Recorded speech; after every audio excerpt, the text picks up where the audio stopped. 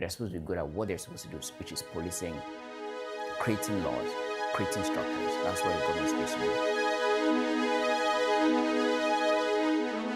Even some of the larger businesses we know that governments own. So we're talking like in Dubai, the owner of Emirates Airlines, we're talking Qatar Air. Those airlines do not make any money. They don't make any profit. They're what I call vanity projects, which is, and the founder of Dubai actually, well, his son now, actually acknowledges this, that we don't make any money on these things, but they're a national pride. And while countries as big and flamboyant as that, and I'm going to differentiate between Dubai and other countries now, but before that, countries as big as flamboyant as that with that much oil money can afford to have vanity projects.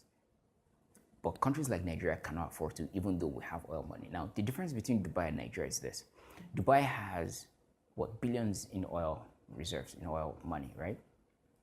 But Dubai also has only 300 to 500,000 real indigenes of Dubai.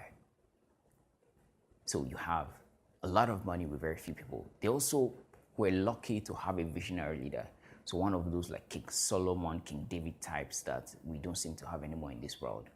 But Dubai had one of those leaders. So Dubai really did not need to go through the normal rules of development. Now here it is. They still needed people. They needed smart people. No matter how many smart people are in that 300, 500,000, they will not be diverse enough in terms of their skills to build the kind of country that they needed to get built. So what they did was they imported.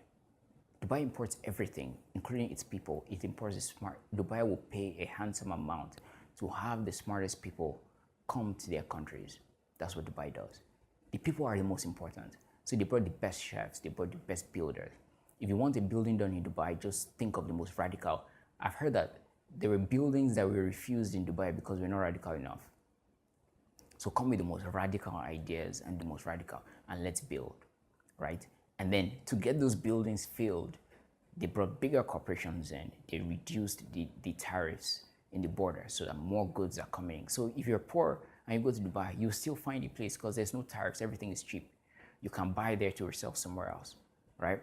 And if you're wealthy, you have the best places there, yachts everywhere. It's like skyscrapers everywhere. You can eat in the sky if you want to. The best food, Gordon Ramsay there, swearing it all through.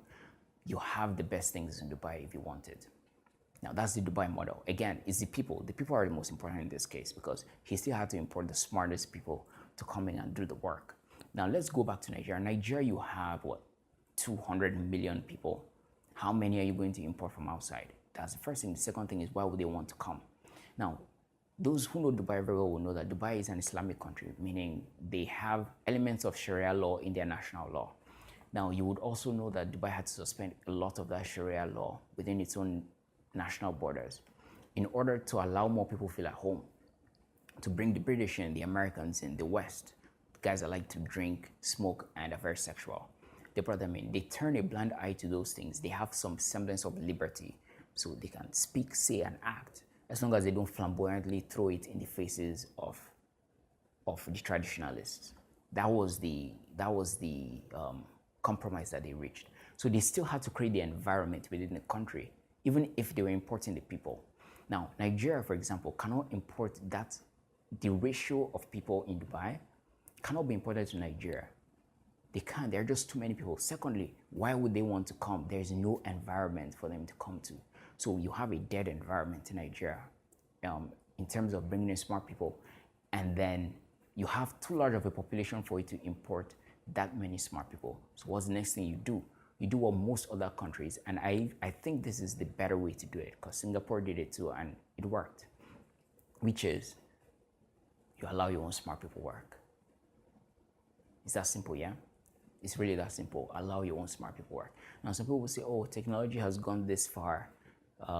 We have innovations that have gone, we're talking AI now, we're talking flamethrowers, even though I don't know why anybody would buy a flamethrower, but the Tesla guy seems to think it's a good idea.